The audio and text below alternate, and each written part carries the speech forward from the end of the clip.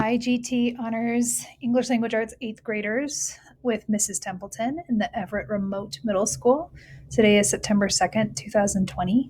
Again, you're going to need a pencil or a pen and a piece of paper to write on, as always. So if you haven't gotten that, make sure to go grab it right now and push pause if you need to. All right, so here's what we're up to today. Here are your learning targets. You are going to be able to make inferences that deepen your understanding of Inside Out and Back Again. You should be able to analyze how critical incidents in the novel reveal aspects of Ha's character, and you should be able to cite evidence from the text in your writing that supports your analysis. Your agenda today is to warm up. You'll do that with me here in this video, and then you're going to complete close reading birthday wishes, and make sure to submit this document even if you're not done by 10:48 to be marked present in attendance. I'll walk you through what that assignment looks like before we leave this video. All right, so here's your warm-up. I want to read this blurb to you from the author's website, and it's about the book itself. So I'm going to start over here. Inspired by the author's childhood experience as a refugee, fleeing Vietnam after the fall of Saigon and immigrating to Alabama, this coming-of-age debut novel, told in verse, has been celebrated for its touching, child's-eye view of family and immigration. For all the 10 years of her life, Ha has only known Saigon, the thrills of its markets, the joy of its traditions, the warmth of her friends close by, and the beauty of her very own papaya tree. But now the Vietnam War has reached her home. Ha and her family are forced to flee as Saigon falls, and they board a ship headed toward hope. This is the moving story of one girl's year of change, dreams, grief, and healing as she journeys from one country to another, one life to the next.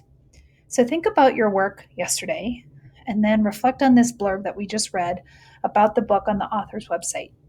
And take 90 seconds to write quickly, what kind of person is Ha, the narrator of the book?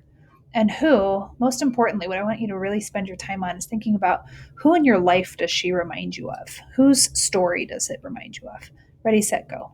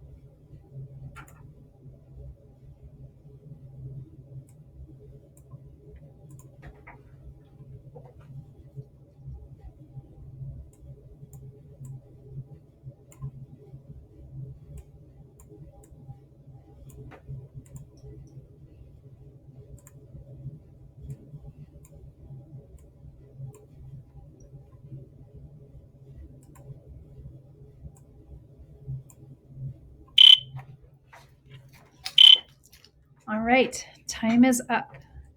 When I think about Ha, she reminds me a little bit of myself. So I was adopted when I was 6 years old from Incheon, South Korea. So I connect with her a lot as she kind of figures out how to live in this new world. Of course, her backstory is much more filled with violence and just horrific things than mine was. But she reminds me of me in the sense that we both had to figure out how to become a new member of a new community at a very young age. So, preview of this coming week. Today, this is an update from yesterday. I changed up what you were doing today and tomorrow because when I looked at the amount of work I was giving you, I realized that it was probably way, way, way too much. So I apologize that I initially may have scared you. So I split up what was initially going to be today's assignment into two different things. So you're going to do part of that assignment today and then part of that assignment tomorrow. So today you're going to be completing the assignment titled Close Reading Birthday Wishes. And then tomorrow you're going to be writing a short constructed response on a question about Ha and who she is and who you know that she is based on a couple of different poems that you've read. And then on Friday you'll complete your Friday vocabulary just like always.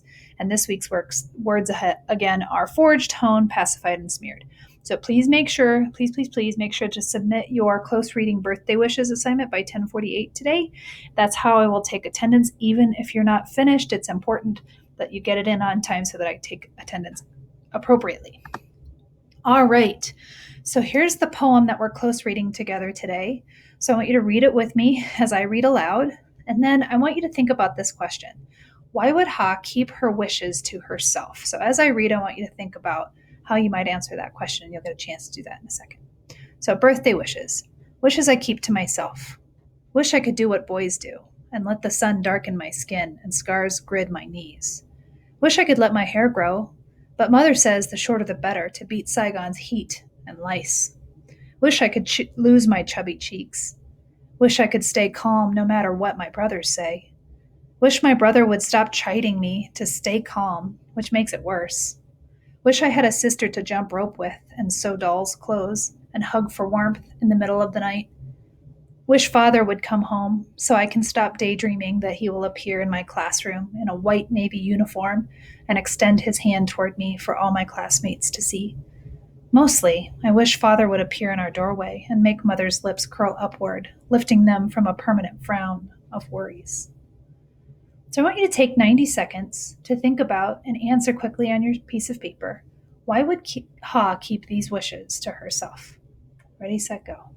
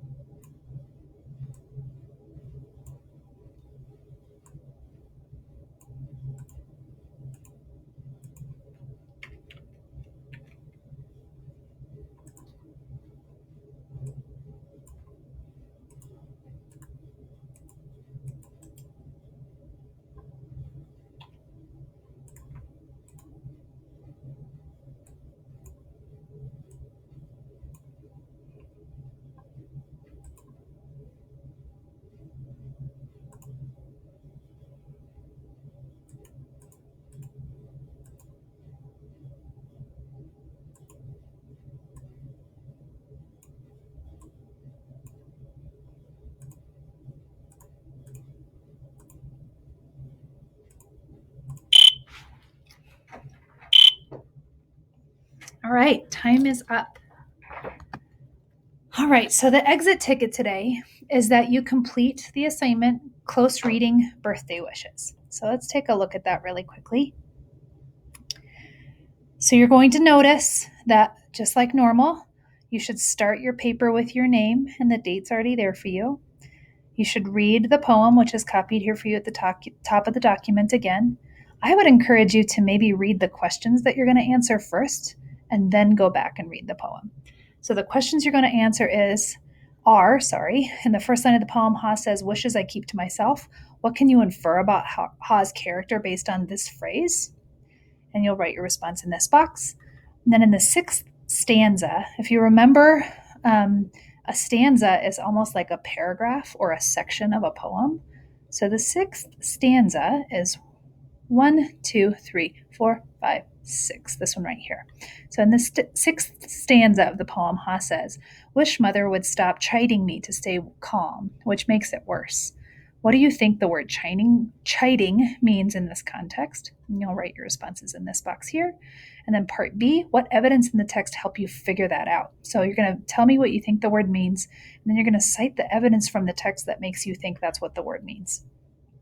Then She writes of 7 wishes.